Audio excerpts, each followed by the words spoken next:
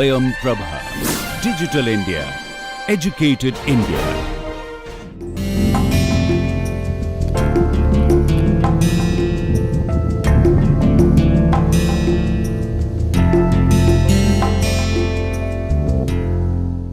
So, now the next thing that I want to discuss is a very general result. So, I will not be proving the result today, but I will lay the foundations for that result, and then in our next lecture we will look at a proof of that result, and then we will see applications of that result to show how we can show other lower bounds on circuits which have other, or circuits of formula which have other kind of structures. Okay. So, we have defined, let us look at a couple of definition. So, we defined what we mean by the star size, right.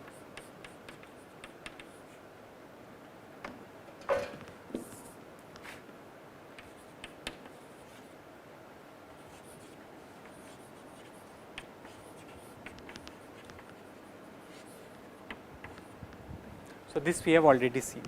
Now, let us look at the definition of leaf size. Okay. So, leaf size is simple. So, the leaf size of any Boolean formula is the number of leaf nodes that are present in that Boolean formula. We actually already use that over here informally, but formally we can give a definition. So, the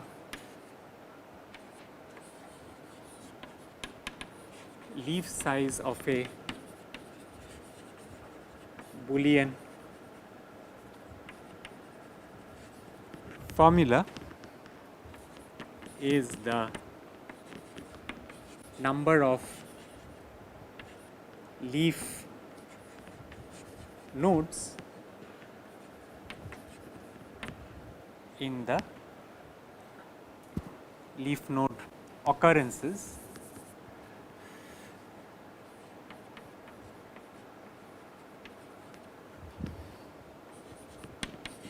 in the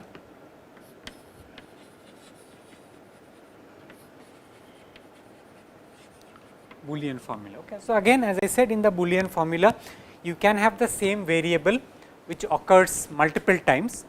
So, for each different occurrence of that variable we will count it again. Okay. So, it is the total number of leaf nodes. I am not saying it is the total number of variables, it is the, yeah. So, this is called the leaf size, and then we have the star depth. So, the star depth of a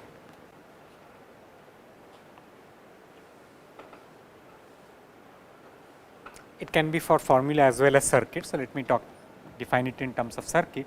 Of a circuit is the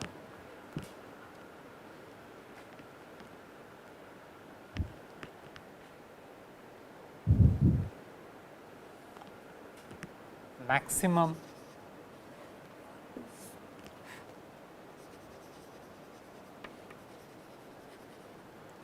number of OR and AND gates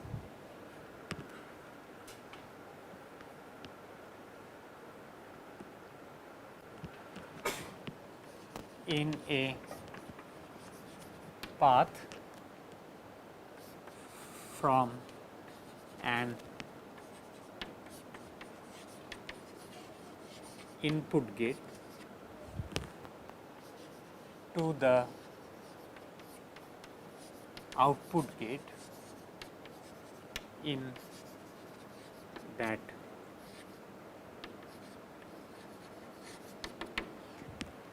circuit. Okay. So, it is the, you take any path from an input to the output gate and count the number of OR and AND gates present. The maximum over all such quantities is the star depth. Okay.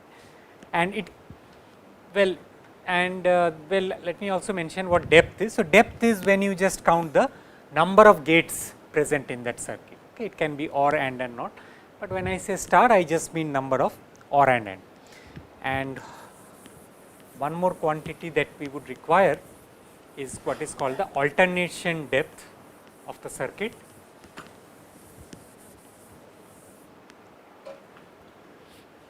Yeah.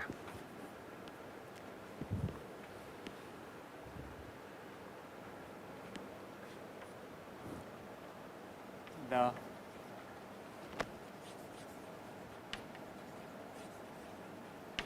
alternation depth of a circuit is the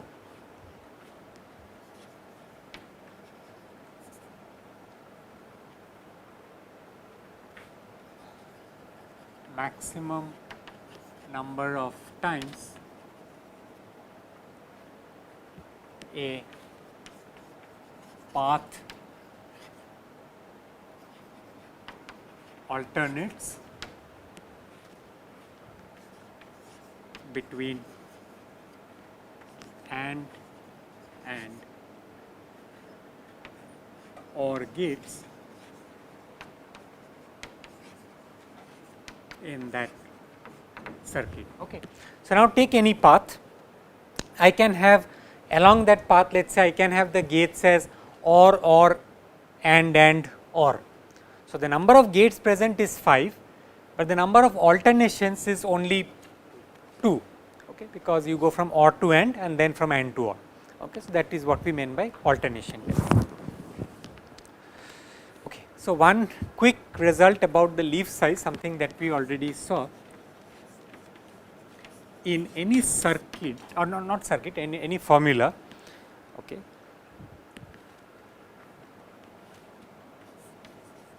for a Boolean formula phi,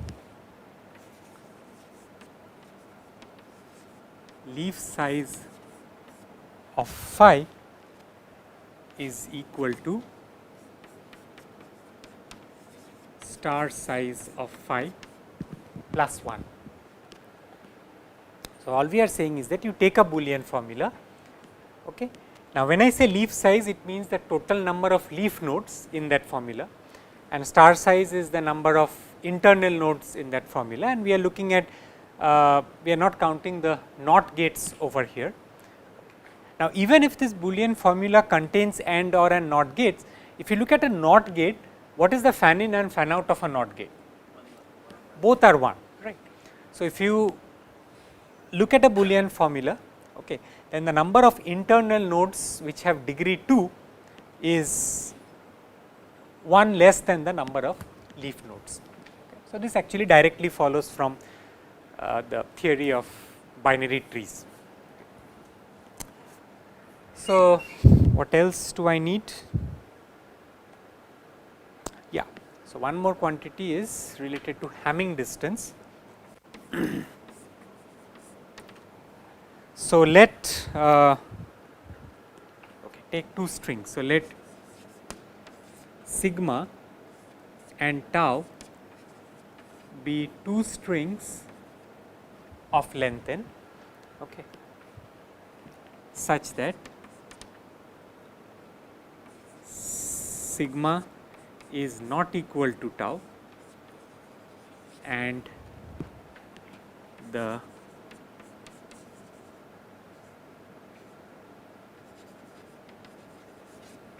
Hamming distance of sigma and tau is equal to 1. Okay. So, two strings which differ at exactly one position. Okay. Now, for two sets over 0 1 star,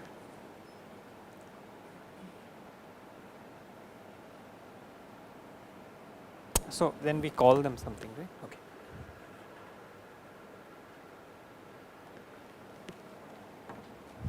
Then we call sigma and tau as neighbors. If for two strings the Hamming distance is equal to 1, we call them as neighbors. Now, let us take two sets. Okay. So, let A and B be two subsets of 0 1 to the power n. Okay. We define NAB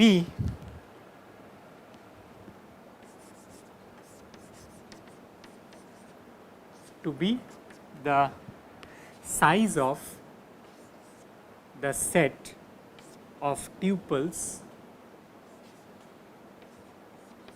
sigma tau such that sigma and tau are neighbors. So, what are we counting over here? So, take two sets A and B, and in A and B I am counting that if I take so A and B are neighbors, and so A, yeah, so sigma is in A and tau is in B. Okay, sigma and tau are neighbors, and sigma is in A and tau is in, huh?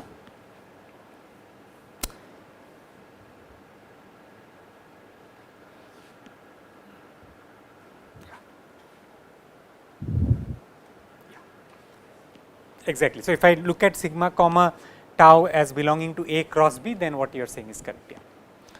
So, if I take two sets A and B, okay, how many tuples are there such that one element is in A and the other element is in B, such that they are neighbors. So, that is NAB. So, now we are in a position to state the theorem. So, this theorem was by Kravchenko. So, it is called Kravchenko's theorem. I am sorry. A can be any sets. They need not A can A and B can be anything. They need not be disjoint. They can have common elements. Yeah. Here, in this definition, they can be anything. But when we prove Kravchenko's theorem, we will consider A and B to be disjoint.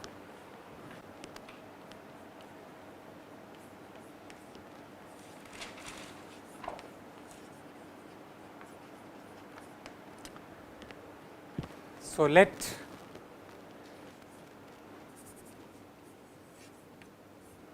f from 0 1 to the power n to 0 1 be a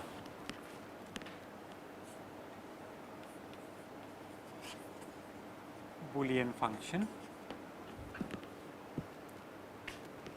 and let A be some subset of f inverse 0 and B be some subset of f inverse 1, then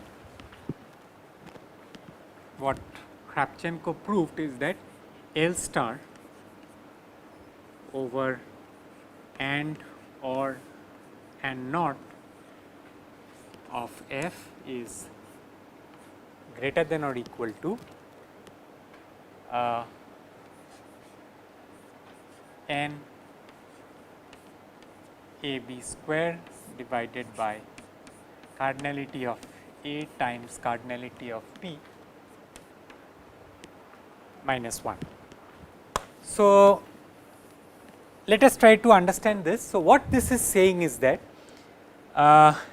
if I look at a Boolean formula, okay, and if I look at, let us say, two sets A and B such that A gets entirely mapped to 0 and B gets entirely mapped to 1, A and B can be anything, it is basically a subset of these two quantities.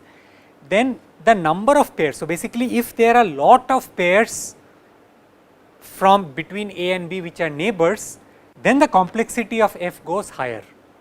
Okay. And if A and B are in some sense very separate, okay, there are not many neighbors between them, then the complexity of f becomes smaller. Okay. So, this is like a very nice connection. Okay. It kind of relates the circuit complexity, or in this case the formula complexity of a function with how many tuples are there which are close or not so close. Okay. It is the so f inverse 0. So, f maps strings to 0 and 1, right. So, f inverse 0 is all those strings which get mapped to 0. F inverse 1 is all strings which get mapped to 1.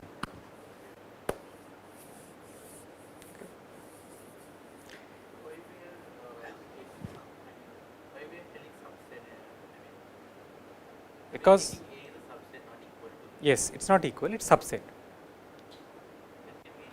It can be any subset. Yes, for all subsets this is true. So that is why it is a much stronger result. It is not just for f inverse 0, f inverse 1, but any subset.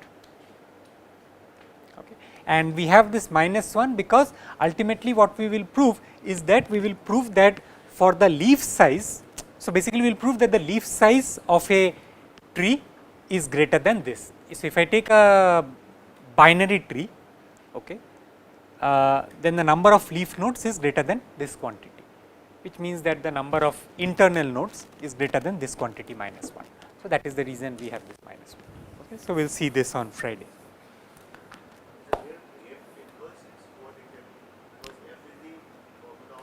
So, f inverse is all strings which map to 0, f inverse 0. Okay. So, it is a standard, I mean you should look at the definition of functions. So, this is like a standard notation for functions. And here in this case even B will be disjoint. Of course, because two strings cannot, I mean a single string cannot go to both 0 and 1, by definition they are disjoint. Okay. Okay. Sir, if there are many neighbors, then this value of L star will get higher. So, then the bound on L star is higher. By many, you mean ki the minimum of the cardinality of A and B? No, by many I mean just if this quantity is large, then this is also large, that is all that I mean. Can you set a bound on N A B? Minimum of A and B less than the minimum of A and B? I mean you can set a bound, I mean I do not understand you. So, NAB is basically the number of pairs, Yeah, number of elements of A or B. yeah, number of elements from A cross B which are neighbors, right.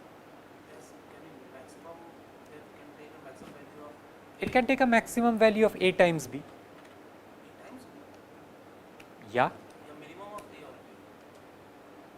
A to B you are mapping now. So either you can map all the elements of A to some element of A. See, if all the, I mean it can be, so I am saying that the upper bound on this will be I take all elements of A times all elements of B, let us say all of them are neighbors, that is all, that is what I am saying. That is a trivial upper bound. It can have two neighbors also. It can have more than one neighbor, yeah, and many neighbors. Okay. Okay, so thank you.